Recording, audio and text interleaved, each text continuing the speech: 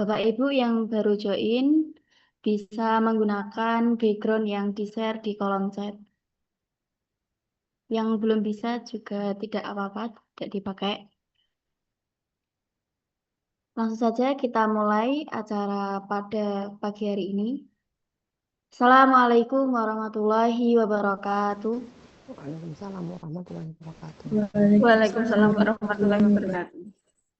Yang terhormat para narasumber webinar nasional yang kami hormati pimpinan Staimas Wonogiri dan Institut Darul Quran Jakarta, yang kami hormati jajaran Pusat Studi Gender dan Anak, yang kami hormati para dosen, sivitas akademik, serta seluruh peserta webinar yang berbahagia. Kami mengucapkan terima kasih kepada Bapak, Ibu, serta yang telah berkenan menyalakan kamera. Kami berharap kamera dapat tetap dinyalakan hingga akhir acara sebagai bentuk kebersamaan dan keaktifan selama webinar berlangsung. Alhamdulillahirrahmanirrahim, puji dan syukur marilah senantiasa kita panjatkan kehadirat Allah Subhanahu wa Ta'ala, karena atas rahmat dan karunia-Nya pada hari ini kita dapat berkumpul secara daring dalam keadaan sehat. Perkenalkan, saya Al-Aziza yang pada kesempatan kali ini akan bertugas sebagai pembawa acara sekaligus moderator. Sebelumnya, izinkan saya menyampaikan susunan acara webinar nasional pada pagi hari ini. Acara akan diawali dengan pembukaan, dilanjutkan dengan menyanyikan lagu Kebangsaan Indonesia Raya, kemudian pembacaan doa. Selanjutnya akan disampaikan sambutan dari Ketua Staimas Wonogiri dan Ketua PSGA Staimas Wonogiri. Acara inti berupa pemaparan materi oleh dua narasumber, dilanjutkan dengan sesi diskusi dan tanya jawab. Acara akan ditutup dengan sesi dokumentasi bersama. Demikian susunan acara pada pagi hari ini. Memasuki acara selanjutnya, marilah kita bersama-sama menyanyikan lagu Kebangsaan Indonesia Raya. Kepada seluruh peserta, kami mohon untuk berdiri di tempat masing-masing dengan tetap menyalakan kamera sebagai wujud penghormatan. Lagu Indonesia Raya akan diputar oleh panitia. Kami mohon seluruh peserta untuk menonaktifkan mikrofon. Recording in progress.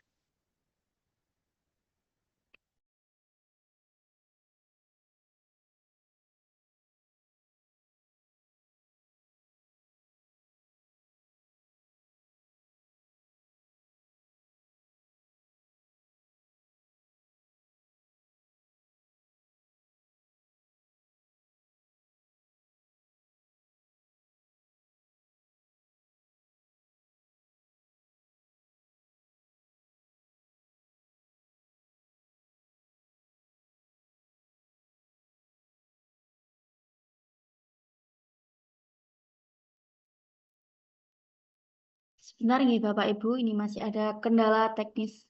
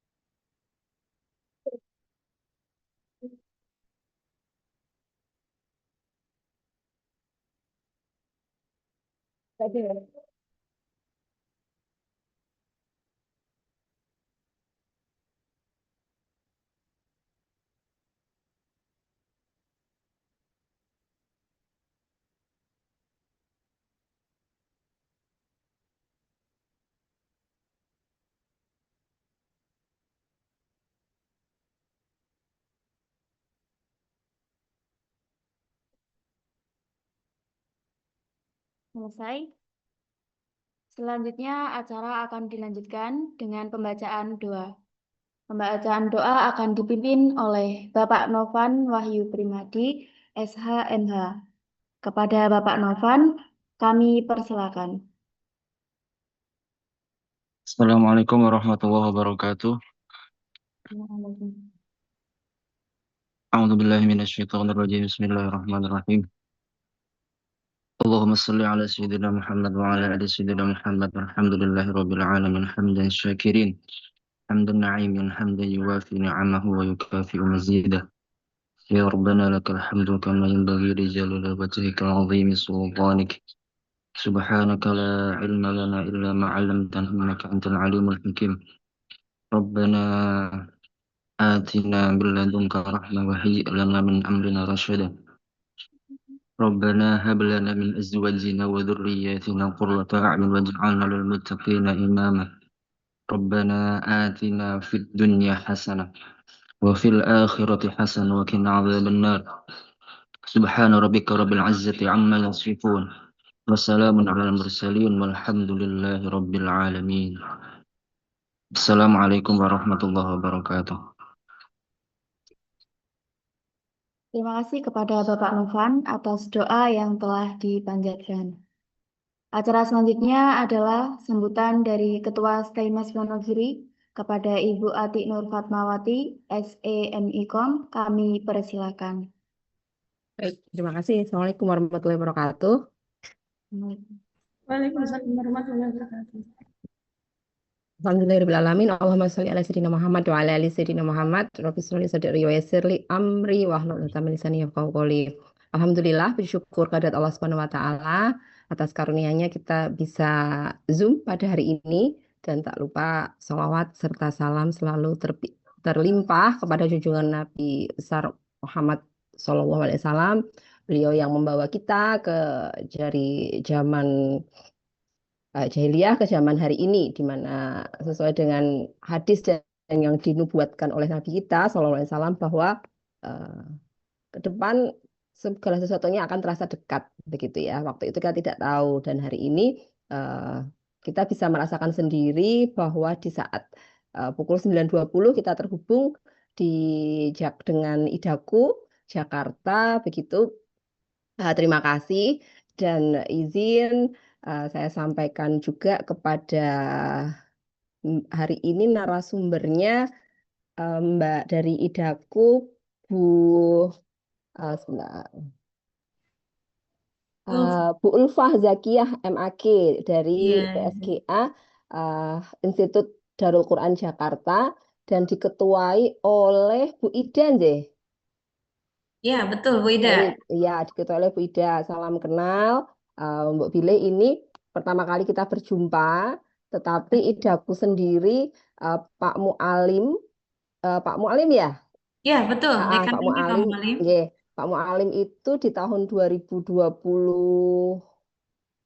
apa ya, atau 2020 ketika COVID 2021 itu beliau melakukan safari ke beberapa tempat, sepertinya sebelum ke Gontor sempat singgah di Staimas Wonogiri. Jadi ya sudah MOU, dan kemarin beberapa saat lalu sempat satu ruangan dengan Dr. Anwar Sani ya, dokter ya, Pak itu Rektor, kami. Ya Pak Rektor, tapi memang saya belum sempat menyapa karena beliau waktu itu masih dengan agenda bertemu dengan Yayasan di STAIMI Jakarta. Jadi ketika saya menghadiri wisuda dari STAIMI Jakarta, di saat itu juga ada Dr. Anwar Sani, tetapi saya belum sempat menyapa karena beliau sibuk sekali ya, begitu seperti itu. Jadi saya belum sempat menyapa. Jadi salam untuk Pak Rektor Idaku, dan semoga ini bisa menjadi bukan hanya hari ini, tetapi jadi nanti gantian begitu, karena isu akreditasi semuanya mengalami, dan saya yakin Pak Mualim sendiri juga relatif sangat aktif sekali begitu ya terhadap dengan kolaborasi ini begitu. Tak lupa saya juga mengucapkan terima kasih kepada Mbak Windari selaku Ketua PSGA Mas Wonogiri. Insya Allah nanti beliau akan mengawal aktivitas kegiatan-kegiatan di masa yang akan datang. Juga hari ini Bu Dr. Ruslina Dwi Esas MAP selaku juga di PSGA yang hari ini jadi narasumber begitu ya. Beliau juga Kaprodi dari Hukum Tata Negara. Nah, saya lihat saya sempat baca sekilas begitu ya aktivitas risetnya Mbak Ulfa Zakia di IAT nggih, Mbak Ulfa ya. Saya di ilmu hadis. Ilmu hadis ya, tapi Betul. oke, nje. Baik. Iya. Nah, ini Masya Allah sekali terkait dengan tulisan-tulisannya begitu ya, apalagi tulisannya terkait dengan strategi dan mengelola dan mencegah burnout pada generasi Z dengan pendekatan hadis Nabi Muhammad SAW. Jadi saya yakin betul karena jenengan sudah meneliti, sudah melakukan literatur review kepustakaan terhadap hadis-hadis Nabi, seperti pencegahannya seperti apa dan lain sebagainya, ternyata menemukan bahwa ada nilai-nilai yang jenengan tulis begitu ya, bahwa ajaran Nabi itu self awareness, makna dan lain sebagainya. Jadi Masya Allah sekali tulisan yang jenengan nanti bisa dibagi ke teman-teman begitu. Semoga ya, semoga pertemuan ini bisa menjadi langkah awal. Kalau hari ini nanti Bu Lina sama Mbak Windari yang ada di sini, nanti insya Allah ke depan semoga bisa saling kolaborasi teman-teman dari IDAPU yang bergantian begitu ya, dan bisa kolaborasi terkait dengan penulisan, karena ternyata tulisannya jenengan banyak sekali ya, terus sudah aktif sekali menulis begitu ya. Semoga ini menjadi hal baik ke depannya. Jadi bukan hanya nanti dosen-dosennya, tapi juga mahasiswa kita. Mana tahu nanti ketika kita ke Jakarta, kita bisa berkunjung begitu ya ke Boleh kampus. sekali Ibu, dengan senang hati kami insya Allah. Apalagi Ustadz Mualim itu sangat senang sekali. Ayo, siapa yang mau datang? Kami siapkan acara di sini.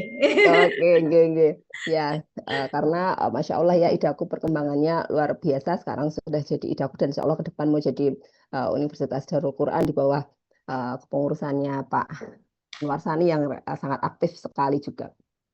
Nah, harapannya nanti pokoknya teman-teman di Staimas bisa belajar dengan Mbak Ulfa, dengan Bu Ida, bisa gantian, dan ini nanti ke depannya di tengah teman-teman sedang nyiapin LPJ dan juga proker gitu ya, ini bisa dimasukkan dalam proker rutin nanti di 2026, bukan hanya dosen tapi juga mahasiswa. Karena memang kalau Desember ini adalah waktunya teman-teman itu prepare banyak hal begitu ya. Jadi istilahnya saling susul begitu ya, di mana harus kejar target, kejar LPJ dan lain sebagainya. Terus masih harus siapkan proker. Jadi sehat selalu, jaga kondisi. Semoga Allah paring perlindungan untuk kita semuanya. Selamat melaksanakan webinar nasional hari ini, Remaja Digital Menjaga Jati Diri, Meraih Mimpi, dan Menghadang Laju Pernikahan Dini bersama PSGA, kerjasama Staimas Wonogiri, dan juga Institut Darul Quran Jakarta. Semoga pertemuan hari ini membawa sangat banyak manfaat, insya Allah, dan apa yang kita inisiasikan, advokasi ini menjadi langkah awal bagi dua institusi ini lebih intens begitu ya dalam menyongsong nanti ke depan mengakhiri 2025 dan menyongsong 2026. Terima kasih. Akhir kalam. Assalamualaikum warahmatullahi wabarakatuh. Waalaikumsalam warahmatullahi wabarakatuh. Terima kasih kami ucapkan kepada Ibu Ati Nur Fatmawati atas sambutan yang telah disampaikan. Selanjutnya, sambutan akan disampaikan oleh Ketua PSGA Staimas Wonogiri kepada Ibu Windari SHMH. Kami persilakan. Terima kasih atas waktunya Mbak Aziza selaku moderator. Bismillahirrahmanirrahim. Assalamualaikum warahmatullahi wabarakatuh. Waalaikumsalam warahmatullahi wabarakatuh. Selamat pagi Bapak Ibu semuanya. Yang terhormat Ibu Ati Nur Fatmawati selaku Ketua Staimas Wonogiri, yang saya hormati Ibu Ida dan Ibu Ulfa dari PSGA Idaku Jakarta, yang saya hormati Bapak Ibu dosen Staimas Wonogiri, yang saya hormati Bapak Ibu dosen dari Idaku Jakarta apabila ada yang mengikuti, serta seluruh mahasiswa maupun seluruh peserta dalam webinar hari ini yang saya cintai dan saya banggakan.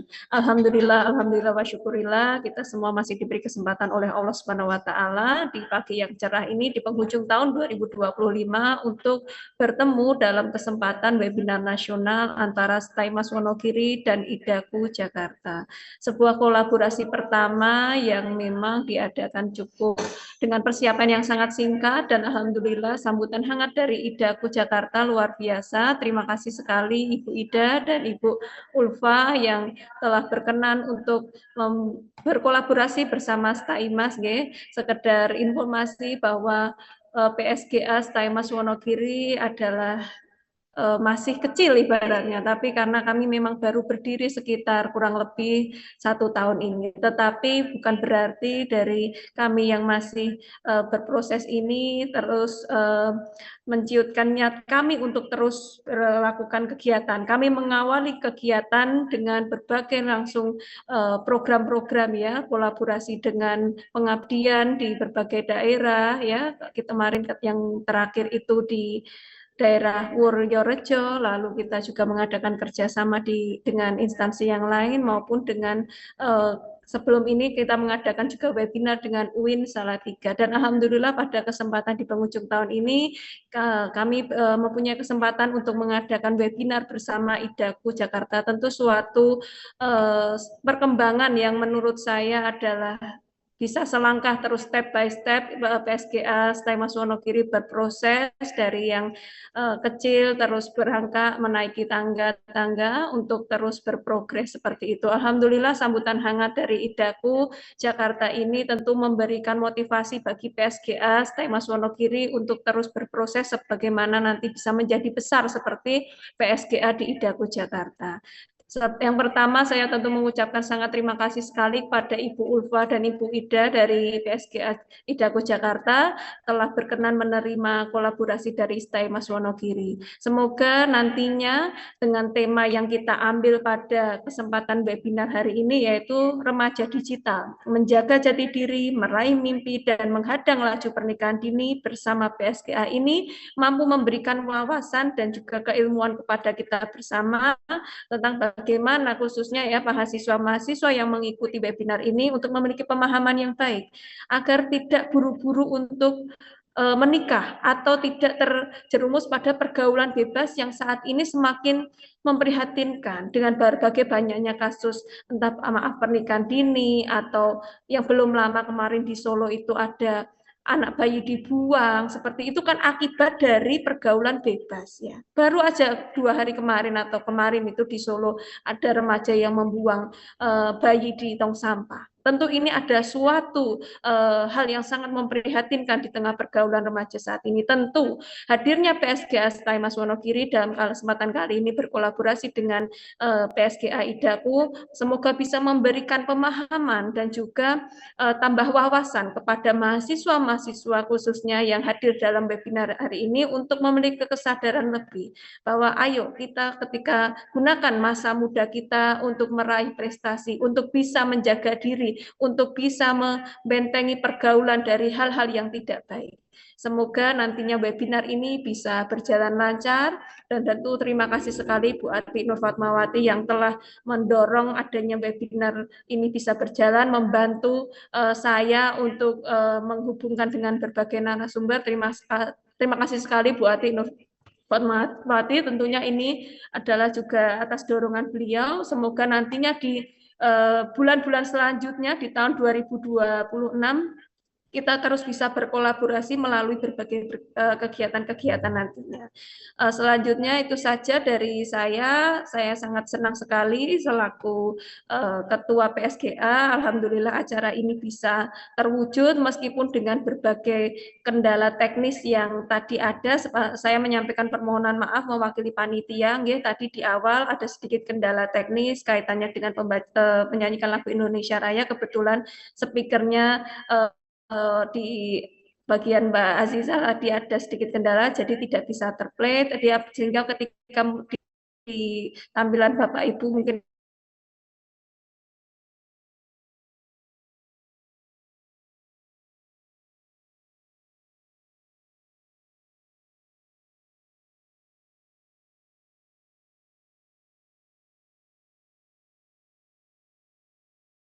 sekian itu saja sedikit sambutan dari saya. Semoga acara ini berjalan lancar dan nantinya kolaborasi antara STAIMAS Wonogiri dan juga IDAKU Jakarta bisa terus berlanjut. Tidak hanya webinar ini saja, tetapi nanti bisa juga dengan kegiatan penelitian ataupun dengan webinar-webinar selanjutnya. Itu saja sedikit sambutan dari saya. Apabila ada salah kata maupun perbuatan, saya mohon maaf yang sebesar-besarnya. Wabillahi taufiq wal hidayah. Wassalamualaikum warahmatullahi wabarakatuh. Terima kasih kepada Ibu Windari atas sambutan yang telah disampaikan. Hadirin yang kami hormati, kini kita memasuki sesi inti webinar nasional. Nah, narasumber pertama pada webinar nasional kali ini adalah Ibu Ulfa Zakiyah MAG. Beliau merupakan Ketua Pusat Studi Gender dan Anak Institut Darul Quran Jakarta, serta aktif sebagai akademisi dan dosen dalam kajian Al-Quran, hadis, serta isu-isu perempuan dan anak. Beliau menempuh pendidikan sarjana pada bidang ilmu Al-Quran dan tafsir, dan menyelesaikan pendidikan magister agama dengan konsentrasi kajian keislaman. Selain aktif dalam kegiatan pengajaran, Ibu Ulfa Zakiyah juga terlibat dalam berbagai penelitian, pengabdian kepada masyarakat, serta forum ilmiah yang berfokus pada isu perlindungan anak dan pencegahan pernikahan usia dini. Pada kesempatan kali ini, beliau akan menyampaikan materi berjudul Media Sosial dan Dinamika Pernikahan Usia Dini di Era Digital. Kepada Ibu Ulfa Zakiyah, MAG, kami persilahkan untuk menyampaikan materi. Waktu dan layar kami persilahkan. Baik. Bismillahirrahmanirrahim. Assalamualaikum warahmatullahi wabarakatuh. Waalaikumsalam warahmatullahi wabarakatuh. Alhamdulillahilladzi an'amana bi ni'matil imani wal islam. Asyhadu an la ilaha illallah wa asyhadu anna Muhammadar Rasulullah. Allahumma sholli ala sayyidina Muhammad wa ala alihi wa sahbihi wa sallim ajmain, amma ba'd. Baik, yang terhormat Ibu Ketua STAIMAS Wonogiri, yaitu Ibu Atik Nur Fatmawati SEMIKO. Kemudian yang kami hormati juga Ketua PSGA STAIMAS Wonogiri, yakni Ibu Windari SHMH, dan juga seluruh jajarannya. Kemudian yang kami hormati juga narasumber, ada Ibu Dr. Ruslina Dewi, dan tentunya yang saya hormati juga Ketua PSGA IDAKU Jakarta, Ibu Dr. Ida Kurniasofa MAG, dan tentunya semua para peserta hadirin, dosen dan yang lainnya yang tidak saya sebutkan satu persatu, namun tidak menghormati rasa hormat saya. Baik, yang pertama yang ingin saya sampaikan, alhamdulillah puji syukur pada Allah Subhanahu wa taala. Alhamdulillah pada kesempatan hari ini, pertama bahwa Allah memberikan kesempatan tentunya untuk kita bersilaturahim. Boleh jadi kalau tidak ada agenda seperti ini, kita akan sulit bersilaturahim, tapi dengan adanya webinar, salah satunya adalah mendekatkan yang jauh menjadi lebih dekat, ya Bu ya.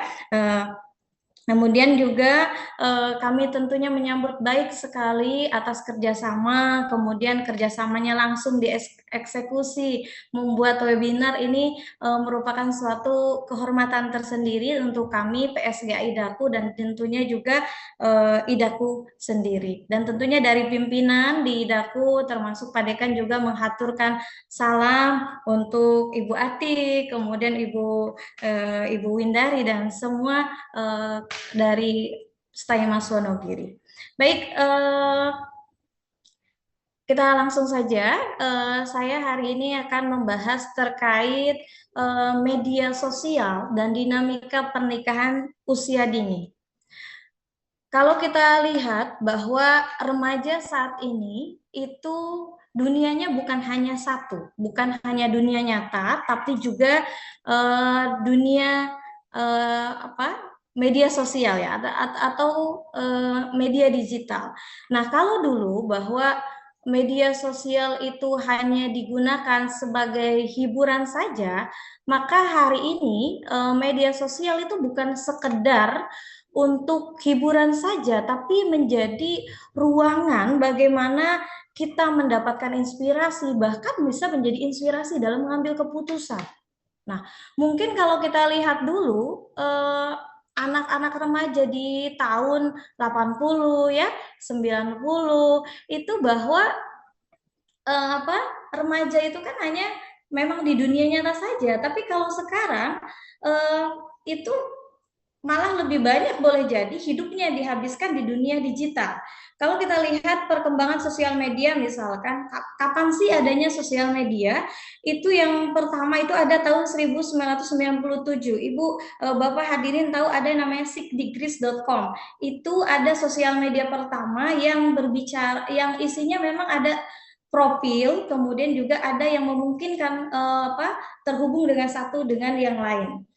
Kemudian tahun 2000-an, itu sekitar tahun 2002, mungkin ada yang pernah mengalami yang sosial media pertama yang pernah booming yaitu Friendster ya. Kemudian ada juga yang MySpace itu tuh di tahun 2003. Tapi itu masih sangat sangat minim sekali, hanya sekian orang saja yang misalkan menggunakan sosial media. Tapi di tahun 2004 kemunculan Facebook, lalu tahun 2006 kemudian kemunculan Twitter, dan kemudian dan 2010 khususnya tentunya berkembang pesat seiring adanya smartphone ya, kemudian juga adanya internet. Nah, kemudian muncullah belakangan udah ada TikTok, Instagram, dan lain sebagainya. Dan di Indonesia mulai pasif itu tahun 2015 sampai 2017. Nah, itu fenomena sosial media. Kalau kita bisa mengurutkan, itulah urutan setidaknya perkembangan sosial media. Jadi benar saja kalau dulu awalnya media sosial itu hanya sekedar hiburan, tapi sekarang sosial media itu ikut berperan membentuk cara kita berpikir dan mengambil keputusan.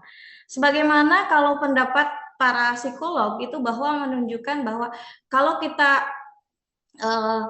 dibanding visual dengan apa yang kita dengar, itu kan yang paling berpengaruh itu adalah apa yang kita lihat dibanding apa yang kita dengar saja gitu. Nah, ini berarti menunjukkan bahwa dampaknya sangat luar biasa. Begitupun misalkan kita kaitkan dengan pengambilan keputusan orang menikah di usia dini, itu salah satunya adalah faktornya adalah faktor dari sosial media. Misalkan romantisme pernikahan usia muda, padahal hanya sepenggal kisah dan lain sebagainya.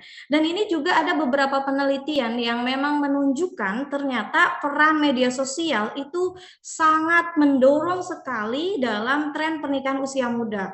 Ada artikel yang ditulis Andrean Prayoga itu yang fokus membahas pernikahan usia muda di Jawa Timur. Nah, kesimpulan akhirnya menunjukkan bahwa memang sosial media itu menjadi salah satu yang paling berpengaruh juga untuk akhirnya orang para remaja ya untuk memutuskan ya sudah nikah usia dini saja, kayaknya nikah tuh indah, kayaknya nikah itu seru dan lain sebagainya. Oke, kemudian kalau kita lihat, boleh di slide berikutnya, Mbak. Kemudian kalau kita lihat di slide berikutnya, oke. Nah, kalau kita lihat dulu data pengguna media sosial di Indonesia. Nah, ini kita bisa lihat ada beberapa data yang luar biasa sekali. Pertama, jumlah pengguna aktif media sosial di Indonesia itu diperkirakan sudah mencapai sekitar 180 juta orang atau setara kurang lebih 62,9% dari total populasi per akhir 2025. Kemudian, rata-rata masyarakat Indonesia menggunakan media sosial sekitar 3 jam lebih per hari, termasuk baik itu interaksi hiburan ataupun mencari informasi dan lain sebagainya. Kemudian jumlah akun pengguna media sosial itu meningkat, khususnya 2024 sampai akhir 2025 itu naiknya sampai kurang lebih 26%, luar biasa sekali. Jadi menunjukkan bahwa ada banyak sekali peningkatan penggunaan akun ya sosial media. Bahkan di Indonesia itu bukan hanya satu orang, tidak hanya memiliki akun satu sosial media, bisa ada yang memiliki 2, 3, bahkan semua akun sosial media dimiliki. Nah, ini menunjukkan bahwa sosial media itu sudah memiliki peran yang besar sekali, khususnya di dunia digital remaja yang saat ini yang usianya memang usia-usia remaja, produktif, mahasiswa. Itu karena sejak kecil bahwa di tahun 2000 kemudian 2010 itu mereka sudah dijajakan dengan sosial media hal itu gitu. Berbeda mungkin yang kelahiran tahun 90 kemudian tahun 80-an, ketika di usia muda kan belum ketemu yang namanya Facebook, Twitter, Instagram. Tapi teman-teman yang usia saat ini remaja itu sejak kecil sudah punya akun sosial media dan lain sebagainya. Nah, inilah yang menjadi tantangannya bahwa media sosial hari ini bukan lagi sekedar hiburan, tapi bagaimana ia ikut membentuk cara kita melihat diri dan masa depan, gitu ya. Nah, selanjutnya boleh di slide berikutnya bahwa, nah kita coba pernah tidak misalkan di sini kita jujur ya, bangun tidur apa yang pertama kita lakukan? Ya rata-rata bangun tidur cek handphone ya, ada notifikasi apa dan lain sebagainya. Itu sudah menjadi habit manusia pada umumnya saat ini. Kemudian juga pernah nggak misalkan kita membandingkan diri sendiri dengan orang lain di medsos? Nah, inilah problem yang sering kali terjadi di era saat ini. Bagaimana kita sering kali membandingkan dengan diri kita dengan pencapaian orang lain di medsos. Kemudian juga pernah merasa tertinggal melihat pencapaian orang lain di medsos misalkan. Nah, inilah yang sering kali saat ini terjadi, melihat pencapaian orang secara karir lebih sukses atau orang lain kok mereka sudah menikah lebih dulu, wah seru banget, dan itu merasa tertinggal. Nah, ini yang sering kali terjadi. Awalnya begini, saya sering juga misalkan bertemu misalkan beberapa saya melihat beberapa misalkan pasangan-pasangan muda misalkan. Saya tanya, apa yang menjadi sekarang itu rasanya menikah seperti apa? Ternyata awalnya orang itu ketika misalkan pasangannya misalkan memang tidak romantis, tidak memberikan bunga dan lain sebagainya, awalnya menerima saja seperti itu, seperti orang-orang tua zaman dulu. Tapi kalau sekarang pasangan-pasangan itu membandingkan, kok pasangan orang lain misalkan diberikan bunga, suami kita itu tidak romantis, seperti itu. Begitu juga misalkan ketika melihat orang lain di usianya sudah menikah, lalu tampilan di Instagramnya seolah menjadi keluarga yang happy gitu ya, lalu akhirnya dia merasa tertinggal dan lain sebagainya. Baik, selain itu sebentar, boleh di slide berikutnya Kak? Nah, tantangan remaja di digital tentu ada banyak sekali tantangan saat ini. Yang pertama bahwa FOMO, fear of missing out tadi, bahwa di usia remaja sekarang adalah tantangannya di era digital itu merasa seolah takut tertinggal tren-tren tertentu. Jadi misalkan ada tren nikah usia muda, kayaknya kita akan merasa tertinggal kalau tidak misalkan melakukan pernikahan usia muda. Atau misalkan tren mengikuti, kalau di Jakarta misalkan ya, itu tren mengikuti konser gitu. Jadi teman-teman remaja itu kalau nggak ikut konser, nggak gaul, nggak bisa ngupdate story, nggak bisa ngupdate kegiatan yang bisa menarik followersnya, seperti itu. Kemudian juga FOMO terhadap tren-tren tertentu, baik itu make up, baik itu baju, outfit, dan lain sebagainya, itu menjadi sesuatu yang akhirnya dia remaja-remaja itu sebenarnya bukan itu jati dirinya, tapi dia hanya merasa takut tertinggal saja oleh teman-temannya yang ditampilkan di sosial media.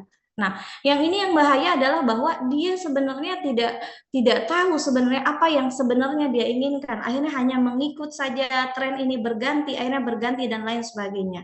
Kemudian tantangannya berikutnya yaitu validasi likes dan view.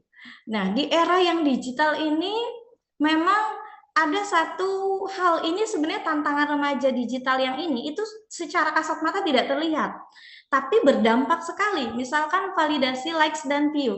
Ada remaja-remaja itu yang sengaja misalkan ke tempat coffee shop yang cantik, yang instagramable. Buat apa? Biar fotonya cantik, buat biar likes-nya banyak, views-nya banyak. Nah, kalau itu terus terjadi dan terus tanpa ada kesadaran, pemahaman bahwa itu kan akan sangat membahayakan. Akhirnya apa? Hanya mengejar likes dan view. Betapa banyak di antara, saya juga sering juga mewawancarai teman-teman, misalkan pernah nggak misalkan teman-teman mengupdate foto, kemudian karena like-nya tidak banyak dihapus. Pernah. Karena apa? Salah satu alasan mereka menghapus postingan itu adalah like-nya sedikit. Nah, coba. Padahal itu boleh jadi foto yang sebenarnya bagus, berkualitas, tapi lagi-lagi ada pengen validasi, oh saya semakin banyak like berarti orang semakin banyak suka, atau juga views dan lain sebagainya, mengupdate video viewsnya sedikit hapus. Nah, itu ya. Kemudian tantangan berikutnya bahwa standar hidup yang semu. Nah, lagi-lagi sosial media kan menampilkan hanya highlight tertentu saja yang memang orang influencer itu yang menampilkan yang wah-wahnya. Maka seringkali para remaja ini hanya pengen standar hidup seperti apa yang ditampilkan di sosial media, padahal mereka tidak tahu tantangannya di balik semua itu, karena yang selalu yang ditampilkan para influencer misalkan ataupun yang ada di sosial media itu adalah standar yang highlightnya aja, yang misalkan keren-kerennya, tapi sisi lain bagaimana effortnya, bagaimana usahanya itu kan tidak ditampilkan. Maka standar hidup yang semu yang dikatakan sebenarnya akhirnya menginginkan misalkan sekarang sesuatu itu yang instan. Misalkan ada orang baru buka usaha langsung misalkan jadi kaya. Akhirnya apa? Remaja kita itu termasuk juga remaja yang pengennya instan. Instan untuk cantik, instan untuk kaya, instan untuk misalkan belajar, bahkan instan juga untuk akhirnya jatuh cinta. Itu kan yang bahaya, gara-gara di likes ya, gara-gara di komen, gara-gara sering misalkan, akhirnya apa? Itu ada standar hidup yang semu. Kemudian tadi takut ketinggalan, sebenarnya ini hampir sama dengan FOMO ya, bahwa di era saat ini seringkali tren remaja itu takut ketinggalan itu baik itu trennya ya, baik itu juga kemudian termasuk juga takut ketinggalan, takut dianggap jomblo oleh orang-orang karena memang belum menikah. Nah, padahal kan menikah itu bukan tentang siapa yang paling cepat, tapi tentang siapa yang paling siap, seperti itu. Nah, baik, boleh di slide berikutnya. Nah, kemudian kita lihat bahwa pernikahan akhirnya bicara tentang tadi dengan fenomena yang ada di digital, akhirnya menjadikan banyak sekali remaja ternyata yang terinspirasi misalkan dari tadi terinspirasi untuk melakukan pernikahan di usia dini. Karena apa?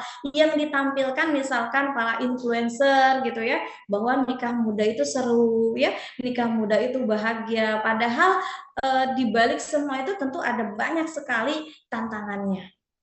Nah itulah yang akhirnya menjadi standar yang saya udahlah nikah dini aja, biar seperti itu, sepertinya bahagia, punya anak yang masih di usia muda. Itu kan yang menjadi nanti anaknya biar seolah seumuran dengan ibunya. Itu yang fenomena yang terjadi. Kemudian apa itu pernikahan usia dini? Pernikahan usia dini ya itu adalah pernikahan yang dilakukan sebelum usia matang, baik itu secara fisik ya, psikologis, emosional, sosial dan ekonomi. Di Indonesia setidaknya berdasarkan peraturan undang-undang ya, pasal 7 ayat 1 UU nomor 16 itu menyatakan bahwa ini perubahan dari Undang-Undang nomor 1 tahun 1974. Sebelumnya kan batas minimalnya adalah 16 tahun, tapi untuk saat ini adalah batas minimalnya adalah 19 tahun, baik laki-laki ataupun perempuan. Itu menurut aturan perundang-undangan. Tapi kalau BKKBN itu menyarankan untuk perempuan ideal menikah di usia 21 tahun dan untuk laki-laki menikah di usia 25 tahun. Nah, meskipun ada peraturan perundang-undangan seperti ini, tapi ternyata kita masih sering kali menemukan masih ada banyak sekali pernikahan di usia anak atau di usia dini.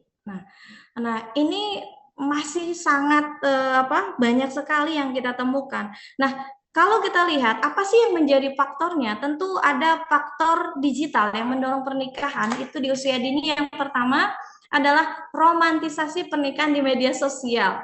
Ya, mungkin kita akan sering juga kalau mau ngecek itu kalau di Instagram ya ataupun di TikTok hashtag menikah muda bahagia, itu akan banyak sekali muncul.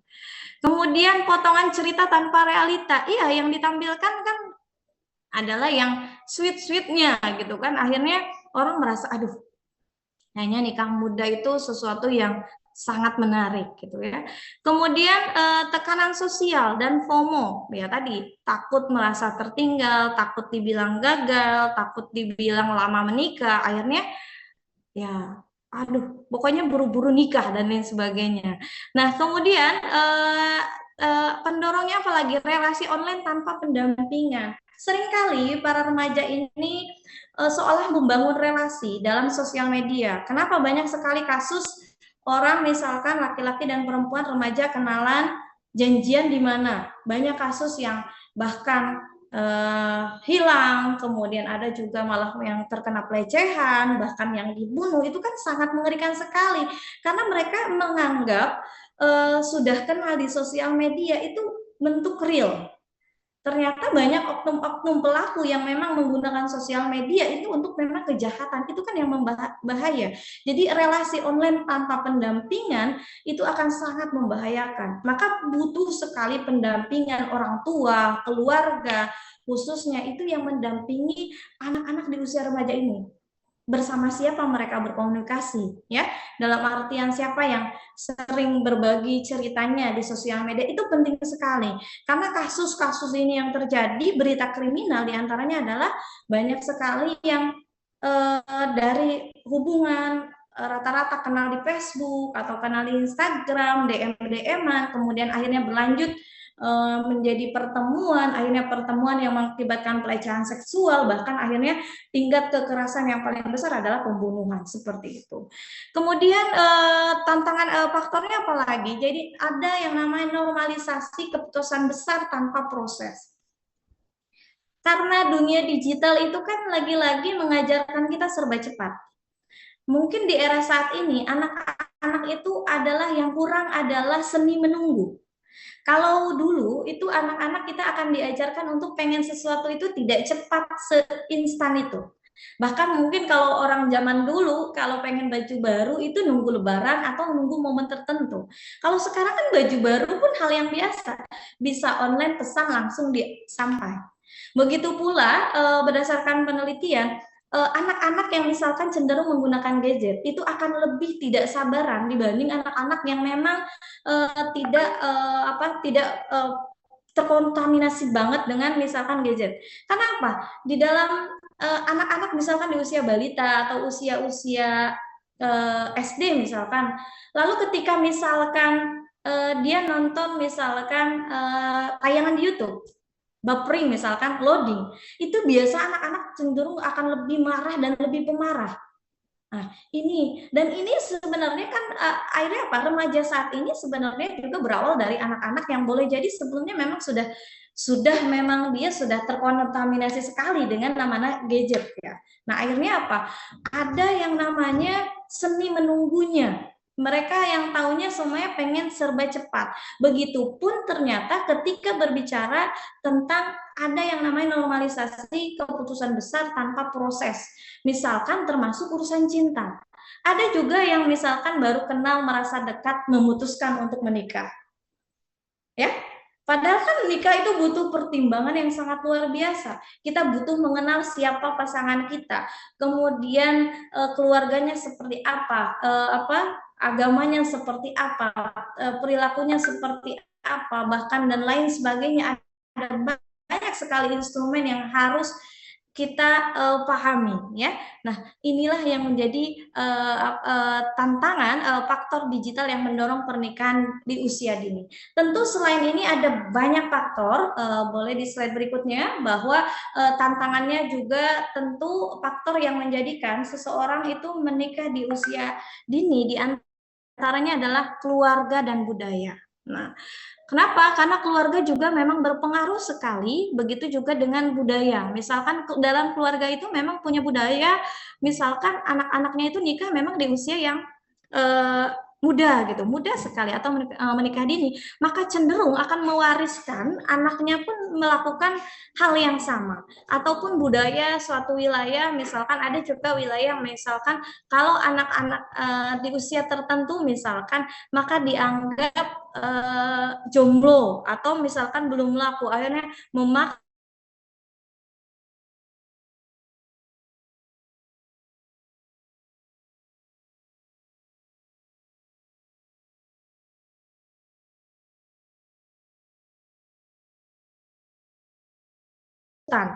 seringkali keluarga itu menikahkan seorang anak itu bukan niatnya adalah ingin ya sudah kalau anak saya lepas dari saya dinikahkan nanti saya bebas. Nah, padahal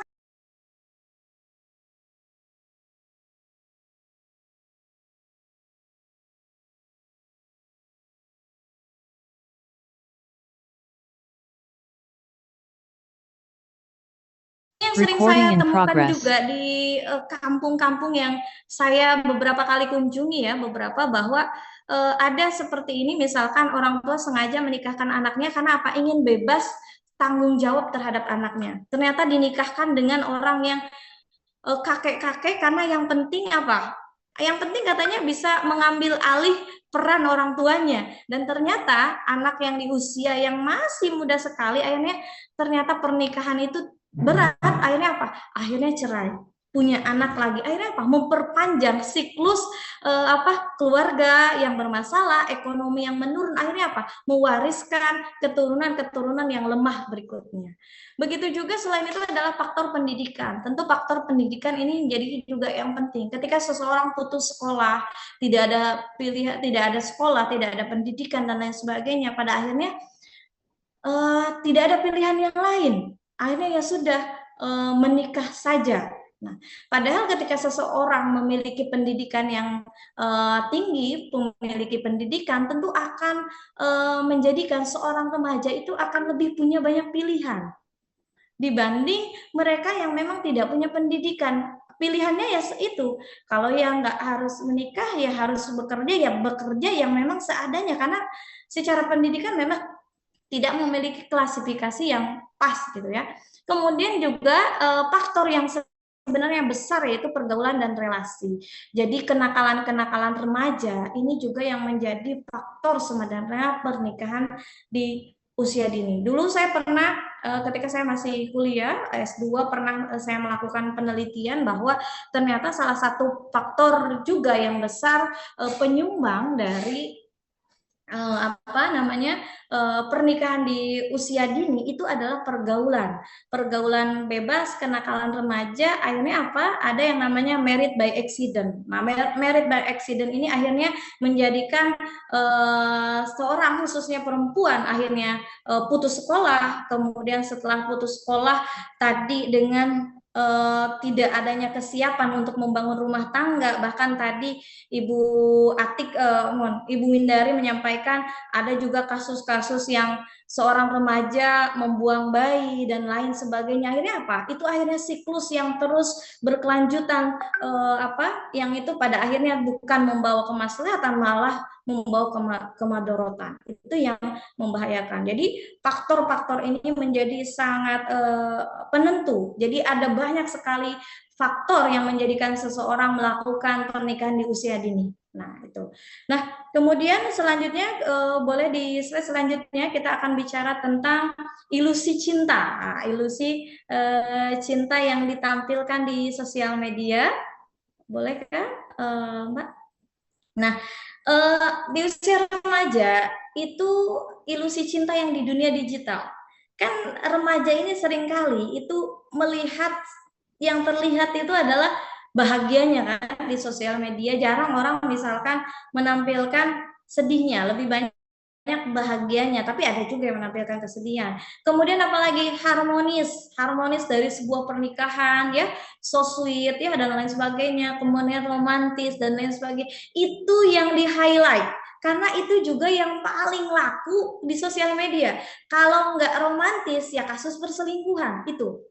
Jadi kalau di sosial media itu kalau nggak yang sifatnya romantis, yang rame, itu sifatnya yang perselingkuhan itu. Biasanya seperti itu. Kalau kita lihat di sosial media itu tren yang muncul. Kemudian tapi yang harus diingat bahwa untuk teman-teman remaja khususnya bahwa yang tidak terlihat itu bahwa dalam sebuah rumah tangga itu pasti ada konflik rumah tangga. Bahwa bukan berarti ketika seseorang menikah itu hanya urusan cinta, urusan cinta saja, karena kan yang penting kan cinta, bukan, tapi konsekuensi dari cinta itu kan banyak. Nah itu yang belum dipahami para remaja, karena tadi secara kecerdasan emosionalnya kan memang belum begitu bertumbuh. Pada akhirnya yang diglorifikasi adalah bahwa nikah itu pasti indah, ya, pasti so sweet, pasti romantis, pasti pelukan bersama, jalan bersama, dikasih surprise. Padahal di dunia pernikahan itu ada juga yang namanya konflik rumah tangga. Kemudian ada juga tekanan ekonomi, bahwa bagaimana satu sama lain ya, bagaimana seorang istri, seorang suami mengatur ekonomi keluarga, apalagi kalau rumah tangganya baru ya, itu tentu ada banyak sekali tantangannya.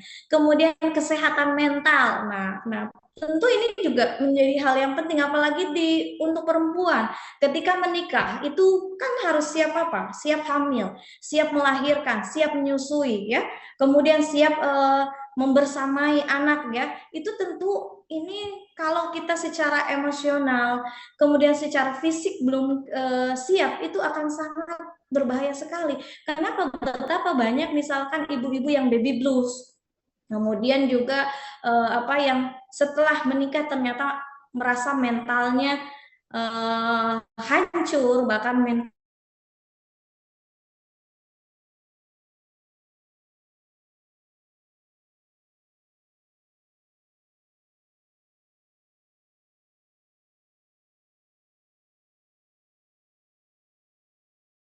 akan pernah nggak selama ini ada nikahnya dan lain sebagainya. Kemudian yang tidak juga terlihat, bahwa jarang terlihat, yaitu pengorbanan mimpi pribadi. Maka dalam dunia pernikahan, apalagi misalkan menikah di usia yang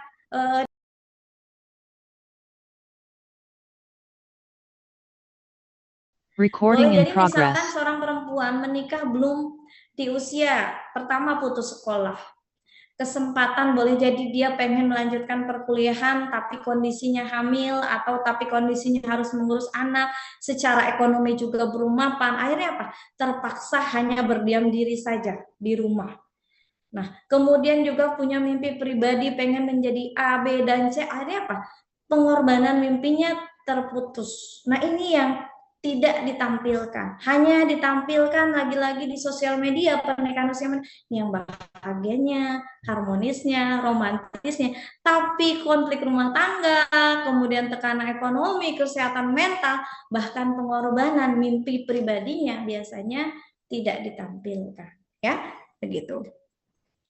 Kemudian di berikutnya kita lihat bahwa apa sih yang menjadi dampak pernikahan usia dini? Nah, ini penting sekali bahwa pernikahan usia dini ini punya dampak yang sangat luar biasa bagi remaja, misalkan bahwa ketika seorang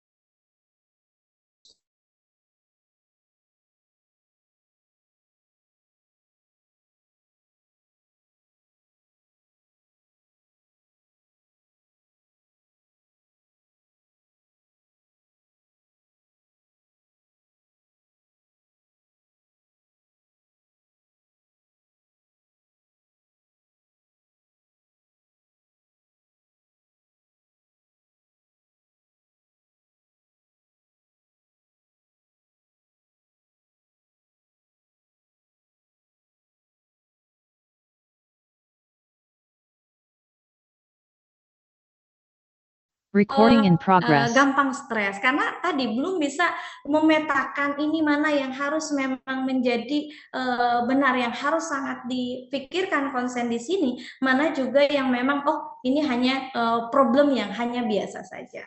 Kemudian konflik juga bagi masyarakat, konflik rumah tangga tentu ketika pernikahan di usia yang masih dini akan menjadikan membuat mudah sekali konflik rumah tangga. Kemudian ya ketergantungan ekonomi tentu pasti, apalagi di usia yang masih muda, suami istrinya masih muda, secara finansial juga belum kuat, secara mental belum kuat, biasanya ketergantungan ekonomi, bahkan harus masih orang tuanya yang biasanya membiayai pasangan suami istri yang muda-mudi ini.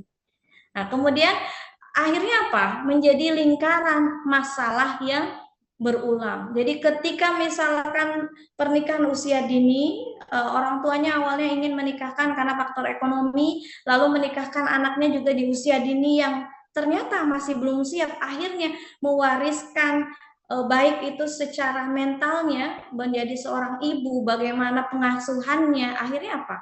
Ketika seorang ibunya belum siap, belum menjadi ibu yang tenang, apa dampak berikutnya adalah terhadap pengasuhan anak-anaknya. Anak-anaknya berkelanjutan menjadi dewasa, tumbuh dan akhirnya apa? Lingkaran masalah yang terus berulang. Oke.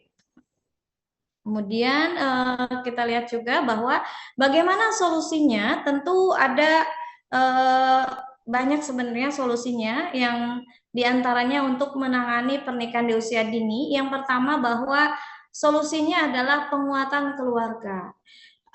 Kita harus pahami sejak awal bahwa keluarga itu punya peran yang sangat penting sekali dalam rumah tangga, ya, dalam keluarga.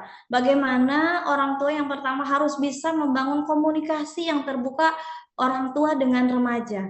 Jangan sampai orang tua menjadi orang yang memang tertutup, tidak membuka komunikasi yang baik dengan remaja. Pada akhirnya ketika orang tua tidak mempunyai membangun komunikasi yang baik, akhirnya dia akan mencari tempat-tempat yang lain untuk berkomunikasi. Ya, merasa ada yang memuji sedikit, misalkan ada yang memberi curhat, inilah orang yang paling tepat. Padahal harusnya ini adalah peran keluarga. Nah, maka peran orang tua itu penting sekali mendampingi para remaja ini yang di usia yang memang butuh sekali pendampingan. Kemudian juga orang tua juga harus menjadi pendengar, bukan hanya mengambil keputusan. Jadi jangan sampai orang tua hanya misalkan memerintahkan anaknya untuk A, B, dan C, tapi tanpa mempertanyakan atau mendengar dulu apa yang diinginkan anaknya. Nah, itu juga menjadi yang aspek yang penting karena di usia remaja ini kan lagi bergejolaknya keinginan. Lalu penting sekali sebagai seorang orang tua juga menjadi pendengar, bukan hanya sekedar mengambil keputusan. Kemudian juga penting bagi orang tua juga mengedukasi keluarga, baik edukasi keluarga tentang kesiapan menikah. Jadi keluarga juga penting juga memberikan pendampingan bahwa memberikan gambaran pernikahan tuh seperti ini. Pernikahan itu bukan sesuatu yang sekedar cinta saja, tapi di dalamnya ada banyak sekali tanggung jawab yang harus dilakukan, kesiapan dan lain sebagainya. Kemudian solusi yang kedua yaitu yang penting juga yaitu akses pendidikan yang berkelanjutan. Dengan tentunya mendorong para remaja ini untuk tetap bersekolah dan bercita-cita. Jadi memang mau tidak mau akses pendidikan itu memang salah satu solusi juga yang sangat solutif. Dan dalam artian ketika anak-anak remaja ini tetap sekolah dan memiliki cita-cita, maka dia akan cenderung akan mempertanggungjawabkan apa yang sekolahnya, kemudian cita-citanya. Jadi kemudian penting juga pendidikan sebagai jalan memperluas pilihan hidup. Jadi bahwa harus kita juga menyadarkan bahwa pendidikan ini juga sebagai jalan memperluas pilihan hidup. Jadi hidup itu bukan sekedar nikah saja, ternyata baik laki-laki dan perempuan sebenarnya punya kesempatan yang sangat luas dan bisa memilih mana yang sekiranya cocok untuk kita lakukan untuk pendidikan kita, untuk cita-cita dan lain sebagainya. Kemudian integrasi edukasi kehidupan, tentu adanya kebutuhan untuk life skill ya. Gitu. Kemudian yang tidak kalah penting juga bahwa solusinya itu literasi digital dan media sosial. Bahwa kita juga penting juga mengajarkan bahwa kepada remaja untuk berpikir kritis terhadap konten, bahwa konten yang ditampilkan itu boleh jadi apakah hanya sekedar konten ataupun jikapun realita bahwa itu hanya persekian detik dari hidupnya. Itu harus diajarkan bahwa jangan sampai anak-anak remaja itu menelan mentah-mentah isi konten, padahal para konten kreator sengaja membuat yang hook atau yang booming tertentu yang memang untuk menarik engagement, untuk menarik viewer, untuk menarik like dan lain sebagainya. Kemudian juga penting juga untuk membongkar mitos bahagia nikah di usia muda, bahwa tentu ada juga yang beranggapan memang bahwa nikah muda itu bahagia, betul, memang ada juga yang bahagia, tapi juga kita harus juga memberikan pandangan bahwa nikah di usia muda itu tentu lebih banyak tantangannya, dalam artian dan tentu lebih banyak tantangannya. Mungkin ada ya, dalam artian kita tidak bisa mengeneralisir bahwa setiap pernikahan muda itu tidak bahagia, tidak bisa. Tapi akan lebih banyak mudaratnya karena tadi secara fisik boleh jadi belum siap, secara emosional ya, secara pengetahuan dan lain sebagainya, secara ekonomi gitu juga. Kemudian penting juga memberikan bijak menyaring konten dan membatasi perbandingan sosial. Tentu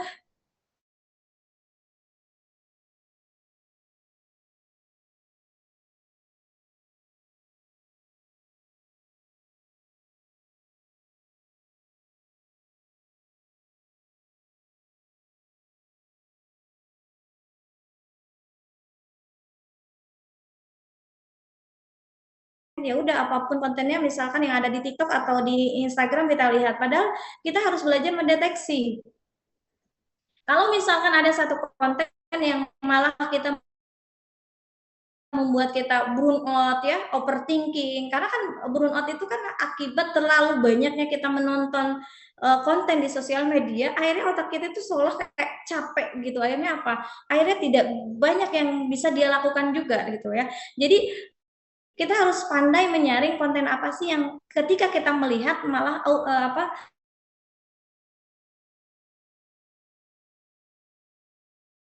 gitu ya. Kemudian solusinya yaitu pengembangan kesehatan mental dan emosional, bahwa kita juga harus menjadikan ruang aman untuk curhat dan bertanya. Tentu para remaja ini kan butuh ruang tempat untuk cerita, untuk bertanya, karena kalau tidak ada ruang yang nyaman, tidak ada ruang yang tepat, maka remaja ini akan cenderung curhat ke yang lain yang belum tentu itu menjadi ruang yang aman. Apalagi kalau ternyata ruang yang dijadikan tempat curhat itu malah dijadikan tempat yang memang malah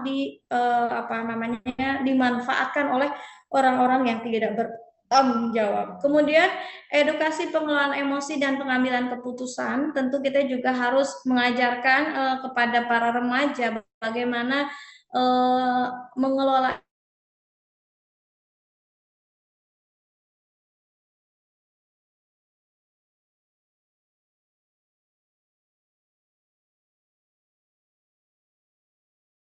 kemudian berasa terengah dan mengambil keputusan langsung dan lain sebagainya. Kemudian tentu butuh juga pendampingan konselor, guru ataupun mentor. Yang terakhir yaitu solusinya yaitu edukasi kesiapan pernikahan. Nah, edukasi kesiapan pernikahan ini penting sekali, bahwa memahamkan bahwa pernikahan itu butuh kesiapan. Dalam artian bukan hanya sekedar mau saja menikah, tapi menikah itu butuh persiapan yang matang. Kemudian edukasi juga bahwa penting kesehatan reproduksi dan tanggung jawab keluarga. Bagaimana organ reproduksi, kemudian bagaimana perempuan ketika menikah nanti harus hamil, ya. Ketika misalkan kalau di usia yang memang sudah cukup kan memang secara fisik juga kita sudah siap, tapi ketika anak-anak di bawah umur di usia dini itu kan masih sangat rentan untuk hamil, melahirkan, menyusui, bahkan cenderung stres juga nanti ketika pengelolaan mengurus anaknya. Kemudian juga penting juga berbicara tentang tanggung jawab, bahwa tanggung jawab seorang laki-laki misalkan bahwa suami itu bukan hanya sekedar memberikan nafkah, hanya uang saja, misalkan bahwa penting juga mendampingi pasangannya, memberikan rasa aman, ya. Kemudian juga bertanggung jawab membersamai sama-sama menjaga anak itu bukan hanya tugas ibu, tapi bagaimana peran suami juga ada, karena sama-sama tanggung jawabnya suami dan istri. Kemudian menanamkan bahwa bertumbuh bagian dari ibadah, dalam artian kita juga harus menanamkan kepada para remaja bahwa pertumbuhan yang dialami para remaja itu sebenarnya bagian dari proses ibadah. Begitupun nanti ketika menikah, memang adalah menikah pun adalah ibadah, tapi terus bertumbuh, belajar, dan itu adalah bagian dari sesuatu yang memang bagian dari ibadah yang sangat penting. Dan terakhir yaitu solusi yang di slide berikutnya terkait bagaimana dengan peran dan tanggung jawab PSGA. Nah, ini tentu ini menjadi tantangan untuk kita semua, ya, kami, bahwa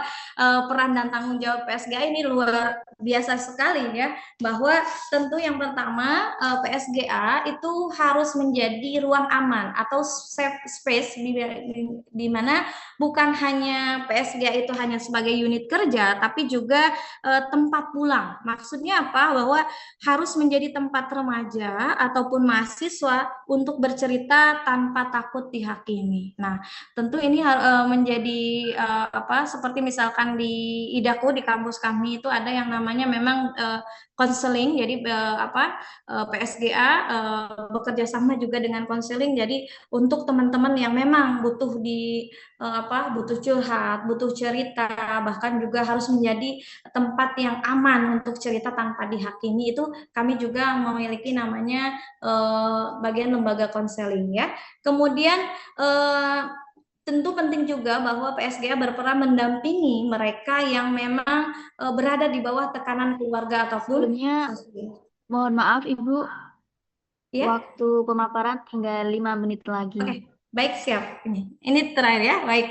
Kemudian juga penting juga menguatkan mental sebelum mengambil keputusan ini, bahwa PSGA punya ruang aman, ya. Kemudian juga PSGA juga sebagai sebagai penyadar awareness builder ya, yaitu membuka mata bukan menakut-nakuti. Ini penting juga bahwa kita harus memberikan pemahaman kepada para remaja atau mahasiswa itu bukan dengan jalur menakut-nakuti, tapi lebih ke membuka mata. Misalkan tadi membuka bahwa mitos bahagia menikah usia dini, bahwa kita harus membuka mata bahwa pernikahan usia dini itu seperti ini dan lain sebagainya. Kemudian mengajak juga berpikir kritis terhadap fenomena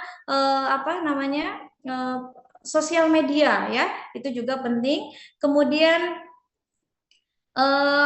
juga kita harus menyampaikan juga dampak dengan bahasa-bahasa yang memang lebih dipahami atau lebih diterima oleh kalangan Gen Z kalau saat ini ataupun kalangan remaja dan lain sebagainya. Kemudian PSGA juga sebagai pembekal hidup di mana PSGA juga harus bukan hanya sekedar mengajarkan teori tapi juga membekali remaja tentunya persoalan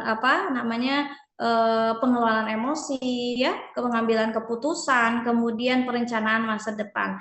Karena yang terpenting juga adalah menguatkan kesiapan diri sebelum menikah. Ini yang harus menjadi highlight, mungkin bisa disampaikan ketika perkuliahan atau ketika seminar dan itu juga menjadi sesuatu yang penting. Kemudian PSGA juga sebagai jembatan penghubung, yaitu PSGA juga tidak bisa berdiri sendiri, di mana PSGA harus menjadi penghubung antara remaja, orang tua, kemudian tokoh agama, sekolah, lembaga, ataupun pendekatan kolektif yang berkelanjutan. Karena ini masalah bersama, tentu butuh solusi bersama juga. Dan yang terakhir bahwa PSGA adalah juga sebagai arah penjaga kebijakan, dalam artian tentu PSGA harus mengangkat isu-isu pernikahan usia dini itu berbasis riset. Jadi penting sekali PSGA juga menampilkan bahwa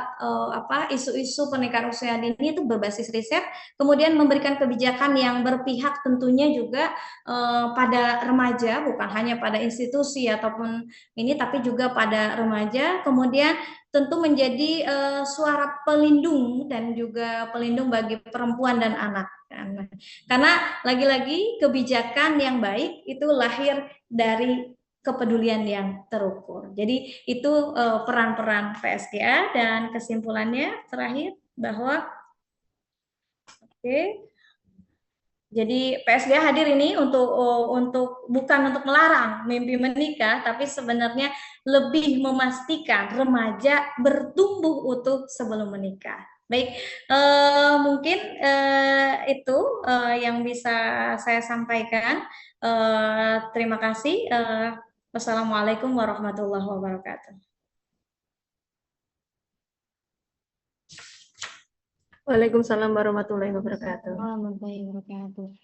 Terima kasih kepada Ibu Ulfa Zakiyah MAG atas pemaparan tersebut. Kita memahami bahwa media sosial memiliki pengaruh besar terhadap cara berpikir remaja, termasuk dalam pengambilan keputusan terkait pernikahan usia dini. Nah, pesan mengenai pentingnya peran keluarga, pendidikan, dan lembaga seperti PSGA sebagai ruang pendampingan remaja menjadi poin penting yang perlu kita renungkan bersama. Terima kasih atas wawasan yang sangat berharga. Selanjutnya, kita akan mendengarkan pemaparan dari narasumber kedua, yaitu Ibu Dr. Ruslina Dwi Wahyuni MAP, anggota PSGA STAI Mas Wonogiri. Beliau merupakan dosen Prodi Hukum Tata Negara STAI Mas Wonogiri, sekaligus aktif sebagai pemimpin redaksi jurnal, trainer moderasi beragama, mediator, dan penyuluh anti korupsi yang telah mendapatkan sertifikasi dari berbagai lembaga nasional. Selain aktif dalam dunia akademik, beliau juga menjadi pendiri komunitas Wonogiri Peduli ASI dan Rumah Dolan Berfaedah, serta sering menjadi narasumber dalam forum-forum ilmiah terkait isu perlindungan anak, literasi digital, dan pencegahan pernikahan dini. Nah, pada kesempatan kali ini, beliau akan menyampaikan materi berjudul Menjaga Jati Diri, Meraih Mimpi, dan Menghadang Laju Pernikahan Dini di Era Digital. Kepada Ibu Ruslina Dwi Wahyuni, kami persilakan untuk menyampaikan materi. Waktu dan layar kami persilakan.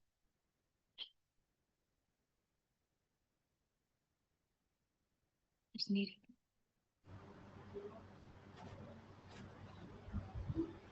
Baik, terima kasih. Bismillahirrahmanirrahim. Assalamualaikum warahmatullahi wabarakatuh.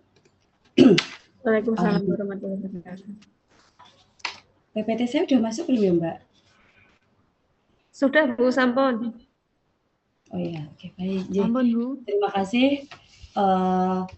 Yang saya hormati kepada Ibu Ketua STAIMAS Wonogiri, yang saya hormati Ibu Ketua LPPM STAIMAS Wonogiri, kemudian yang saya hormati pula Ibu Ketua PSGA STAIMAS Wonogiri, dan yang sangat dibanggakan ini, alhamdulillah kita bisa berjumpa dengan Ibu Ulfa Zakiyah MAG, Ibu dari IDAKU Jakarta.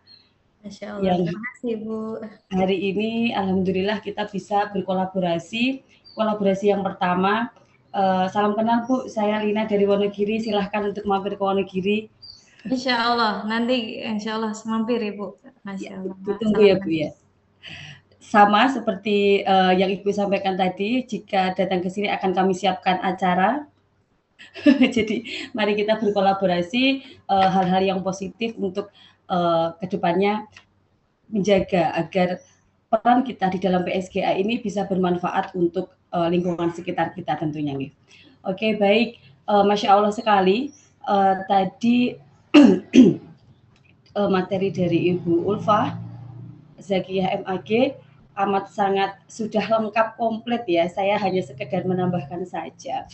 Jadi memang oh ya, lupa, saya tadi belum menyapa para audien ini. Ternyata banyak para mahasiswa karena sasaran kita di dalam PSGA ini sebenarnya kita membagikan informasi ini ke semua pihak, dimanapun, siapa yang bisa sharing ke siapapun untuk bisa bergabung di sini.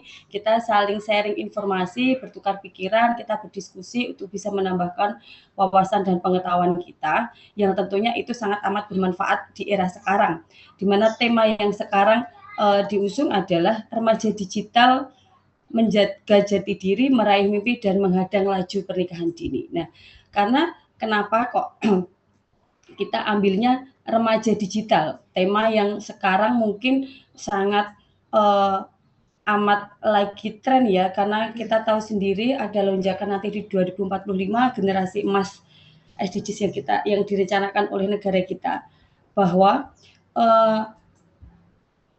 remaja yang sekarang ini mungkin dalam masanya mencari jati diri, meraih belum mengenali diri sendiri, ingin menjadi apa atau seperti apa, sudah mempunyai prinsip atau belum, itu sepertinya kalau zaman dulu mungkin bisa sedikit dipetakan seperti tadi sudah disampaikan bahwa zamannya sudah berbeda. Sekarang teknologi sudah semakin maju.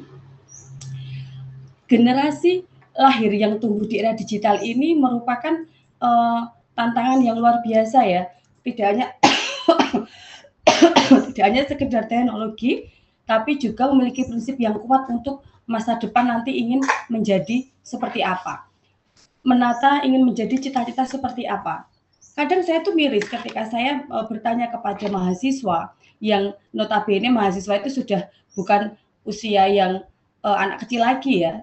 Dan itu ketika saya bertanya, apa cita-citamu? Kamu ingin menjadi apa? Itu pun mereka masih abu-abu gitu. Belum tahu ya Bu, saya mau jadi apa? Belum tahu ya nanti saya. Jadi mereka itu belum bisa menggali potensi dirinya, belum bisa menggali passionnya itu ingin menjadi apa. Padahal sebenarnya mungkin itu keseharian yang sudah dilakukan. Tetapi mereka belum memetakan apa nanti aku akan menjadi apa dan saya harus bagaimana. Terkadang juga memilih program studi, memilih suatu langkah itu juga berdasarkan trending, berdasarkan lingkungan, berdasarkan gengsi, berdasarkan prestis yang itu, oh lebih baik begini daripada aku memang seperti itu. Tapi bukan berdasarkan suatu potensi diri ya, potensi yang ada gitu. Apalagi kalau kita bicara digital. Di dunia maya, padahal itu kan dunia maya yang itu tidak nyata ya. Tekanan yang tentunya untuk tampil sempurna di media sosial itu menunjukkan oh ternyata kesempurnaan yang ditampilkan di medsos itu memacu kita untuk aku ingin seperti itu. Apalagi tadi sudah disampaikan juga ada FOMO, ada mungkin trending para influencer dan mungkin sesuatu itu yang lewat di beranda-beranda media sosial, karena menurut riset bahwa anak remaja zaman sekarang itu dalam 24 jam bisa bermedsos itu dalam waktu 10 jam sendiri hanya untuk bermedsos. Dan tentunya itu apalagi kalau otak selalu diisi terus dengan sesuatu yang itu menjadi daily yang itu terus-menerus, tentunya akan semakin masuk ke alam bawah sadarnya ya, yang itu nanti oh aku akan menjadi apa. Sulit membedakan antara fakta dan hoax juga. Apakah ini memang benar seperti ini dan seterusnya. Jadi kalau ternyata membangun jati diri, membangun potensi diri, ingin menggali bakat dan seterusnya itu belum bisa ditemukan, apalagi membangun karakter ya. Jadi ancaman-ancaman digital itu sebenarnya bukan ancaman. Digital itu suatu kemajuan, tapi tergantung kita dalam menyikapinya, apakah itu suatu ancaman ataukah suatu itu potensi. Itu kembali lagi kepada diri kita sendiri. Yang ada, yang nyata sekarang ketika kadang saya melakukan pengabdian masyarakat, kemudian ada riset di berbagai tempat, itu seperti tadi juga sudah disampaikan, daya juang anak sekarang itu sangat minim sekali ya. Kenapa? Karena prosesnya yang sekarang semuanya sudah serba maju eranya ya, dari bangun tidur dan seterusnya, itu proses-proses suatu perjuangan untuk memulai hidup, memulai hari itu semuanya sudah tersedia, serba praktis. Kalau dulu itu mau berkendara itu harus menggunakan sarana transportasi umum, harus ganti kendaraan ini dan seterusnya. Kemudian kalau menuju sesuatu, kalau tidak mempunyai sepeda motor, tidak mempunyai kendaraan, tidak mempunyai mobil, harus berjalan kaki dan seterusnya. Itu sebenarnya meningkatkan daya juang, ingin mencoba, dan di situ keluar akhirnya menggali potensi-potensi diri. Nah, tapi kalau sekarang ketika sudah ada era digital, sekarang sudah ada ojek online, kemudian kendaraan online, kemana-mana juga harus serba ada, serba praktis, dan banyak fasilitas-fasilitas yang kebetulan juga memang negara hadir untuk itu, menyediakan berbagai fasilitas publik untuk lebih mempermudah akses sebenarnya, kalau kita ambil sisi positifnya. Nah, kembali lagi kepada tantangan remaja di era digital. Terkadang mereka sulit membedakan identitas online atau offline. Apakah itu nyata ataukah itu hanya suatu hal yang bersifat maya. Nah, kadang distraksi yang berkelanjutan itu bisa mengganggu konsentrasi. Dan juga pada media sosial yang tentunya itu konten-konten yang berlebihan, itu sangat mengganggu, bahwa ketika anak remaja zaman sekarang itu terkadang begini, aku melihat ketika ini mahasiswa, kita bicara mahasiswa aja, misalnya ini mahasiswa nih, saya melihat mahasiswa di kampus X kemarin posting begini loh, oh kita juga harus bisa seperti itu. Kemudian oh ini ketika yang baru, ketika ini terkadang kegiatan-kegiatan itu hidup itu hanya untuk konten, terkadang ya. Ada beberapa yang melakukan seperti itu. Jika memang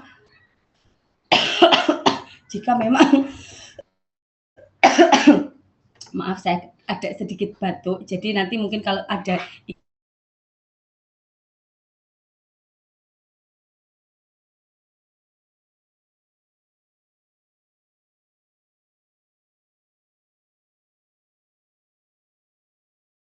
era digital amat saya, tapi sekarang tidak luput juga terkait predasi online, risiko-risiko juga privasi data pribadi kita, yang sekarang itu saya sebenarnya sangat miris ya, ketika ada konten. Kalau sekarang kita bicara TikTok nih, ada TikTok Live, kemudian ada banyak yang itu mungkin tidak mengeluarkan tidak sedikit biaya untuk itu, kemudian ternyata ada yang beralasan kenapa kamu menulis konten dan seterusnya, kenapa kamu ikuti ini, karena nanti aku dari sini aku dapat pendapatan.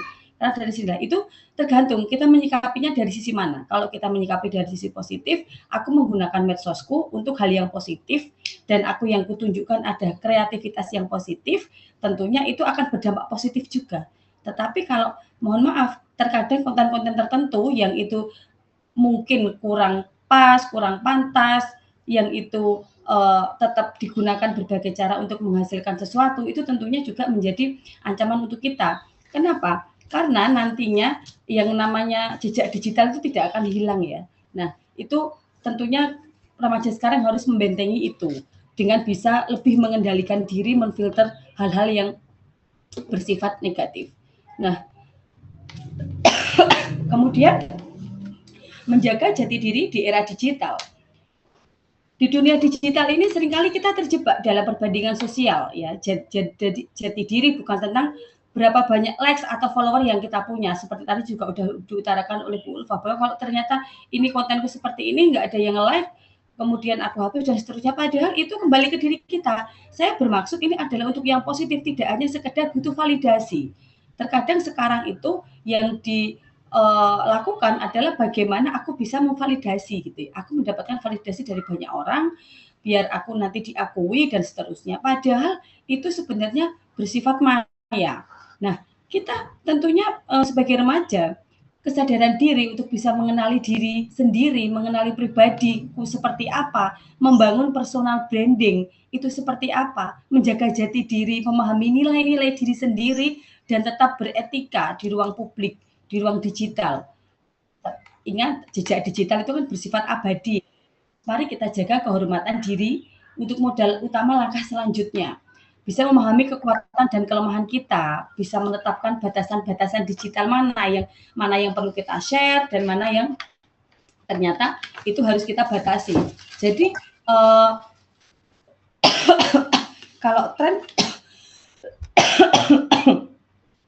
sekarang itu tidak bersifat kritis terhadap apa yang dikonsumsi. Jadi apa yang masuk di beranda, apa yang ada di dalam yang kita pegang ini terkadang harus, oh iya ya, memang seperti ini. Sekarang itu trennya seperti ini. Kalau kita bicara tadi menikah muda, yang salah satu temanya kita hari ini adalah bagaimana bisa mencegah itu, mencoba membuka pola pikir, membuka pikiran bahwa memang pernikahan itu ujung-ujungnya adalah sesuatu hal yang itu bersifat selamanya, yang itu nanti bersifat serius.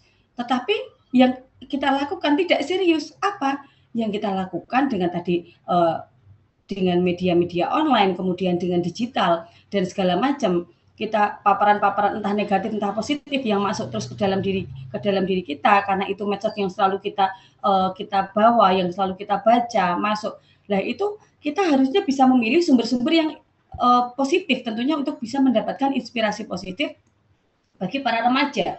Inspirasi positifnya seperti apa? Oh, remaja yang sekarang itu banyak hal yang bisa dilakukan karena banyak hal sekarang yang semuanya serba praktis. Banyak hal sekarang yang semuanya serba terfasilitasi. Contoh, misalnya kembali seperti tadi saya tanyakan, kamu ingin menjadi apa? Cita-citamu apa? Harusnya ketika seorang mahasiswa memilih program studi, memilih jurusan, tentunya dia sudah mempunyai kematangan tingkat pemikiran yang nanti aku akan menentukan timeline, aku bercita-cita menjadi seorang apa. Entah profesi atau apapun itu, dia akan menjadi apa. Entah itu kalau kita bicara perempuan, ada yang menjadi ibu rumah tangga, tapi ibu rumah tangga yang bagaimana? Kalau wanita itu wanita karir yang bagaimana? Tetap kodratnya tetap sebagai seorang perempuan, tidak bisa dipungkiri. Nah, tapi kita kalau mempunyai ilmu, kita bisa mengerti akan nanti seperti apa, kita mempunyai target-target hidup. Targetnya seperti apa? Misal contoh ketika sekarang itu kalau kita bicara Kabupaten Wonogiri ya, Kabupaten Wonogiri itu kan memang banyak namanya aja Wono dan Giri gitu. Giri itu hutan, Giri itu gunung, Wono itu hutan ya. Artinya banyak lahan-lahan yang itu bisa diakses untuk sebagai ladang perkebunan, pertanian. Meskipun ada beberapa di wilayah tertentu yang memang berbeda jenis kontur tanahnya, sehingga berbeda juga cara mengolahnya. Nah, dari situ kalau tren di Wonogiri itu nanti kalau coba Lebaran itu kalau arus mudik luar biasa sekali. Jakarta pindah ke Wonogiri. Kenapa? Karena mereka ketika masa muda, sejak muda mereka sudah mempunyai pemikiran bahwa aku harus keluar dari wilayahku untuk bisa mendapatkan karir yang lebih baik, untuk bisa mendapatkan penghasilan yang banyak, untuk bisa jadi bukan kok bagaimana aku bisa meningkatkan potensi daerahku, bagaimana aku bisa mengeluarkan potensi diriku untuk bisa bermanfaat untuk daerahku. Misal nih, sekarang kan kalau pemerintah juga sudah ada yang namanya petani digital. Lah sedangkan kalau anak remaja zaman sekarang, masa remaja kok tani, masa remaja kok berkebun? Lah tergantung gimana kita menyikapinya. Nah, ini kan yang menjadi masalah sebenarnya, membentuk pola pikir kepada remaja zaman sekarang, menyikapi era digital, menyikapi era yang sekarang itu dengan yang lebih baik lagi, bersikap yang positif. Dan kemudian ketika itu, kalau misalnya nih mungkin mager nih kayak tadi bangun tidur yang dipegang handphone, kemudian nanti siang kuliah juga handphone, kemudian nanti istirahat handphone, mau setelah pulang kuliah juga mager di kos misalnya di asrama atau di rumah itu juga megang handphone, yang dilihat adalah sesuatu yang indah, sesuatu yang oh itu kok ternyata enak banget dan seterusnya. Nah, itu kan dunia maya-maya yang selalu dilihatkan. Padahal sedangkan yang di dalam waktu 24 jam dalam keseharian itu, dunia nyata yang ada itu terkadang memang tidak mendapatkan peran dari diri sendiri. Jadi aktivitas-aktivitas itu, mari sebagai remaja yang positif itu juga mencari aktivitas nyata di ruang digital, mengikuti berbagai organisasi, kemudian kalau mungkin remaja itu kan ada Karang Taruna, kemudian ada ekstrakurikuler, kemudian ada ya banyak hal lah yang bagaimana pribadi seseorang itu menemukan hal-hal yang baru, menjadi aktif di dunia nyata, sehingga mengetahui karakter orang, ketika berbincang itu langsung dengan orang, forum-forum diskusi, membangun komunitas-komunitas yang positif, dengan teman juga sering. Kadang-kadang tadi kalau kita online ini sebenarnya kita kan mendekatkan yang jauh ya, menjauhkan yang dekat ya. Mendekatkan yang jauh. Nah, kemudian tidak sedikit pula ketika sudah sibuk berkumpul dengan teman-teman, misalnya nih ngopi nih, kemudian kita ada tidak usah jauh-jauh rapat Karang Taruna misalnya, sebenarnya sudah pegang handphone sendiri-sendiri. Mereka sedang asik dengan dunia mayanya sendiri-sendiri, padahal yang di sekitarnya itu mungkin tidak dihiraukan. Nah, itu kan sebenarnya sedang mematikan ya potensi-potensi diri kita. Kita bisa loh bersosialisasi, kita bisa membangun karakter, kita bisa saling mengenal satu sama lain, kita saling berdiskusi, bahkan kita bisa saling berbeda pendapat dan bagaimana untuk menyelesaikan pendapat, dan banyak hal ketika fakta-fakta di lapangan itu seperti apa, karena terkadang banyak halusinasi kalau kita bicara medsos yang sekarang ada. Nah, kalau tetap tidak menutup kemungkinan kita masih di dalam era digital, kita bisa membangun karakter itu apa? Dengan konten-konten yang kita follow itu adalah konten-konten yang positif, sumber inspirasi yang positif. Kemudian sehingga kita bisa menyadari, oh ternyata sumber, contoh aku tadi saya bicara misalnya ada petani milenial, kemudian juga ada seorang remaja yang dia juga bisa kuliah, tapi dia juga bisa bekerja seperti apa, awalnya bekerjanya biasa, misalnya kalau Wonogiri kan cenderung banyak terkenalnya dengan bakso ya, ada bakso, masa aku mau cita-cita kok pedagang bakso, jangan salah, pedagang bakso yang bagaimana dulu, pedagang bakso banyak yang sukses, pedagang bakso banyak yang menciptakan lapangan pekerjaan, pedagang bakso bisa menciptakan inspirasi, bisa membantu banyak orang. Nah, itu kita kalau menyikapi hal-hal yang positif, kita keluarkan formula-formula yang ada di dalam diri kita, bisa mencetak yang nantinya kita bisa berekspresi sesuai dengan potensi, menggali potensi yang ada di dalam diri kita, memilih sumber-sumber inspirasi yang positif, tentunya yang datang ke diri kita adalah hal-hal yang positif. Yang itu ketika dengan membatasi kita juga bisa dengan membatasi, mengunfollow hal-hal yang bersifat negatif. Tidak menutup kemungkinan di dalam medsos kita itu datang beranda-beranda itu yang sifatnya negatif atau positif tergantung dari kebijakan pribadi diri kita menanggapinya. Nah, tetapi untuk amannya pilih sumber-sumber positif sehingga ketika kita buka medsos itu intinya hal-hal yang positif yang terus menginspirasi, yang ingin menggali potensi diri kita. Yang awalnya aku potensinya apa nih?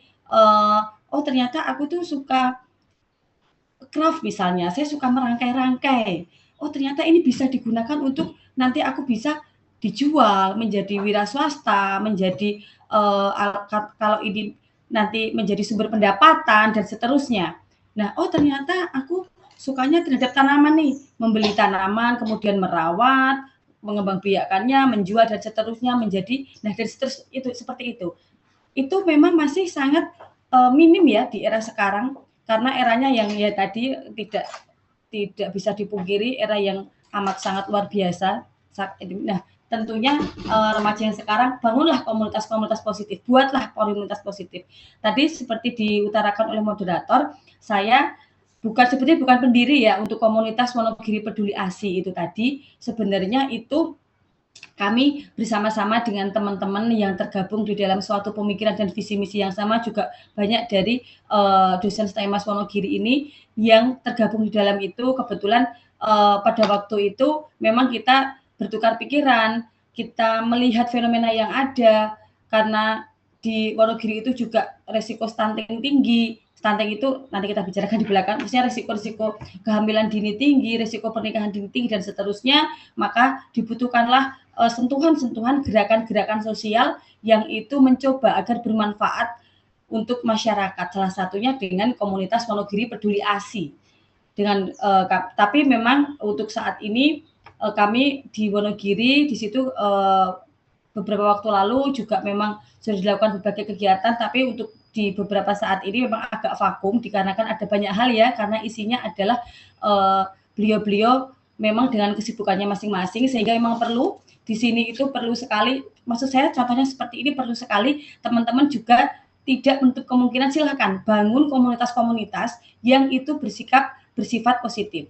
Saya juga mendirikan rumah dolan berfaedah. Ini terinspirasi dari apa? Pada waktu itu pandemi, yang saya melihat anak-anak sekarang ketika tidak boleh ada segala keterbatasan, sekolahnya dari rumah, belajar dari rumah, mereka pegang handphone, yang dilihat ternyata handphonenya yang ya sekarang kita tahu sendiri anak-anak sekarang, anak kecil aja sudah mempunyai akun dan seterusnya. Nah itu mereka tidak mengenali dengan kegiatan-kegiatan mainan-mainan yang zaman dulu ada gitu. Jadi mainan-mainan tradisional yang ada, dan mereka adanya ya asik sendiri dengan gamenya. Padahal kan game itu kan kalau lama-lamaan merusak otak sebenarnya.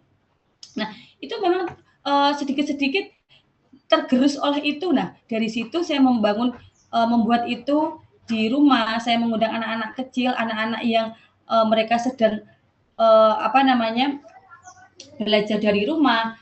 Mari kita di situ nobar bersama, kita main seperti kalau dakon, tahu dakon ya, itu ada mainan tradisional, itu ada mainan-mainan gobak sodor, ada mainan-mainan tradisional yang lain. Nah itu sebenarnya kan ingin menyampaikan hal-hal yang positif, ingin menyampaikan hal-hal yang bersifat meskipun permainan, tapi permainan yang saling ada feedback, yang ada antara satu dengan yang lainnya ada interaksi. Nah, sehingga di situ meningkatkan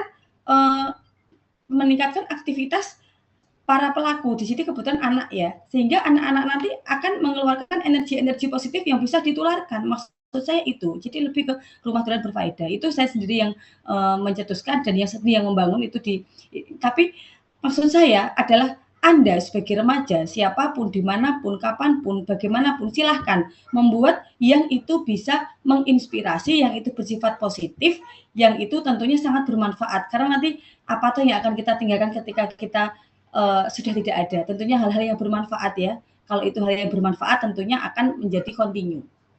Nah, dari situ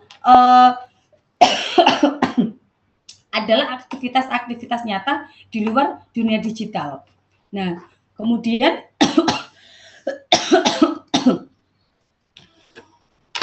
nih membangun mimpi di era tanpa batas yang sekarang itu tetap mari kita mahasiswa yang sekarang seperti tadi membangun mimpinya seperti apa. Saya ketika ditanya cita-citanya seperti apa, mau jurusan apa dan sebagainya aja masih nggak jelas gitu, masih nggak tahu, masih awang-awang, dan mereka nanti taunya belum terfikirkan loh kok bisa, berarti mereka belum mengenal potensi diri. Nah, difokuskan sekarang, mulai dari sekarang fokuskan pada tujuan, tetapkan tujuan jangka panjangnya. Aku ingin menjadi apa? Berarti aku harus bagaimana? Rencananya seperti apa? Tindakanku bagaimana?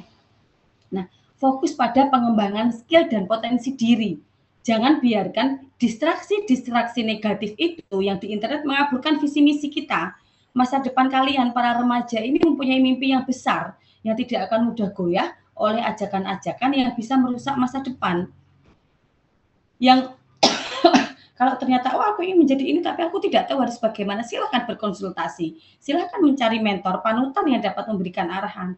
Aku ingin menjadi seorang yang bagaimana gitu. Saya ingin menjadi seorang profesi tertentu misalnya. Tapi aku bingung aku harus bagaimana. Silahkan diskusi. Silahkan mencari suatu sosok panutan, mencari sumber inspirasi. Dan sekarang juga media digital juga banyak. Silahkan media digital digunakan dengan hal yang positif. Bagaimana caranya jika aku ingin menjadi ini? Dan seterusnya. Jadi buatkan tujuan jangka panjang, membuat rencana tindakan yang terukur, kemudian mengevaluasi kegiatan-kegiatan agar itu bersifat lebih ke kemajuan, dan tentunya atur waktu, prioritaskan tugas yang penting, mana itu yang wajib, mana itu yang sunnah. Tapi yang ada sekarang itu yang sunnah menjadi wajib, wajib menjadi sunnah ya, terkadang kebalikan ya. Jadi karena sudah mager tadi, kalau sudah pegang handphone, rebahan, itu sudah kayak dunia milik sendiri gitu ya, sudah wow gitu. Nah, boleh, tetapi ada waktunya. Jadi ada waktu ketika pada saat kita harus memang diri kita istirahat, kita harus otak kita juga harus fun, tapi ada kalanya diri kita memang harus serius. Nah, dengan apa juga? Biasakan sekarang nonaktifkanlah notif-notif yang tidak penting, yang itu kurang bermanfaat, yang itu kurang positif gitu. Nah, ini kebetulan ketika pada saat dalam meraih mimpi di tengah era distraksi digital, kadang pikiran-pikiran kita itu ke distract dengan hal-hal yang ya kita tahu sendirilah sekarang masanya yang Masya Allah sekali, karena distraksi itu memang pembunuh mimpi yang paling halus di abad ini ya. Bagaimana kita bisa fokus terhadap tujuan, membangun benteng, menetapkan tujuan yang tentunya terukur, mengevaluasi kemajuan. Nah, ini kebetulan pada waktu saya menjadi juri salah satu ajang remaja, itu banyak sekali informasi yang saya dapatkan, saya sharing diskusi ya, karena ini adalah duta ketika menjadi generasi yang berencana. Generasi yang berencana itu seperti apa? Generasi yang mempunyai rencana masa depan. Generasi yang sudah mentargetkan masa depan seperti apa.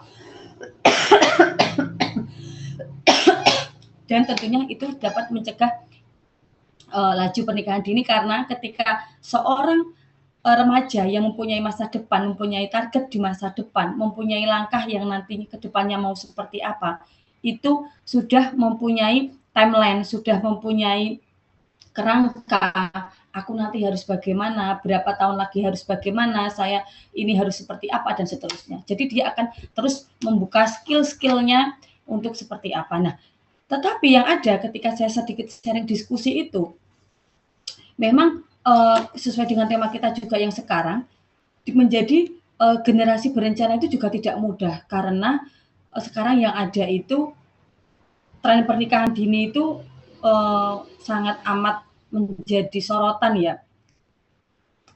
Mengapa kita di sini berbicara pernikahan dini dan saya hubungkan dengan ini, karena pada saat itu saya mendapatkan berbagai informasi yang ternyata di berbagai tempat, di beberapa tempat mungkin yang itu Masya Allah saya tidak menyangka, banyak hal yang di luar apa ya, bayangan saya. Anak remaja yang sekarang itu mereka terkadang menormalisasi sesuatu yang itu kurang pantas, menormalisasi sesuatu yang itu di luar batas gitu. Jadi itu yang perlu dibentengi. Nah, di dalam generasi berencana salah satunya ini adalah menekan angka laju pernikahan dini. Ketika seorang remaja mempunyai target masa depan, remaja nantinya mempunyai cita-cita, dia pasti akan menggali potensinya dan akan memetakan hal seperti apa. Tetapi kalau tadi kita bicara pernikahan dini yang sekarang semakin marak, gitu. Mengapa kita harus bicara tentang ini? Dan kenapa tema PSGA ini dihubungkan dengan menekan laju angka pernikahan dini ya? Karena faktanya ini menjadi hambatan yang besar bagi remaja untuk meraih mimpi. Pernikahan itu kan bukan hanya sekedar urusan cinta ya, tapi juga kesiapan fisik, mental, dan ekonomi. Di era digital ini seringkali paparan konten negatif itu kurangnya edukasi menjadi pemicu terjadinya pernikahan di bawah umur.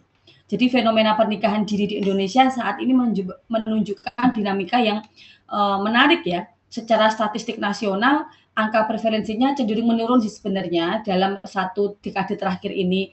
Namun jumlah permohonan dispensasi menikah itu di bawah umur itu kan legal karena ada dispensasi, tetap tinggi di beberapa wilayah tertentu. Nah, data statistik nasional memang di tahun 2023 itu 6,92 dan di 2024 itu 5,90 ya. Artinya ada penurunan tapi itu masih di luar target. Nah, data menikah dini perempuan usia 16 sampai 18 tahun di tahun 2024 ini tercatat 25%. Perempuan di Indonesia melakukan pernikahan pertama mereka pada rentang usia ini. 25% pernikahan dini. Kenapa disebut dini? Karena itu tentunya dini itu kan awal. Di luar dari batas usia yang sudah ditentukan oleh negara. Karena negara kan sudah mengatur ya. Negara itu kan hadir untuk mengatur sebenarnya. Mengatur laju angka pernikahan itu sudah diatur, diperbaiki. Tadi sudah disampaikan juga ada undang-undang perkawinan. Kalau kita mengacu pada undang-undang perkawinan nomor 16 tahun 2019, di situ yang kemudian juga ada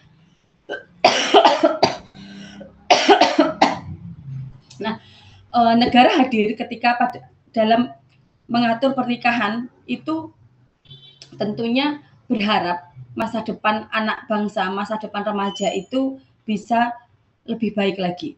Nah, kalau tadi kita bicara angka statistik data menikah dini usia 16 sampai 18 tahun itu ada 25%, kemudian dari 2023 ke 2024 itu ada sedikit penurunan. Nah, secara statistik itu memang terjadi penurunan dipengaruhi oleh beberapa faktor sih sebenarnya ya.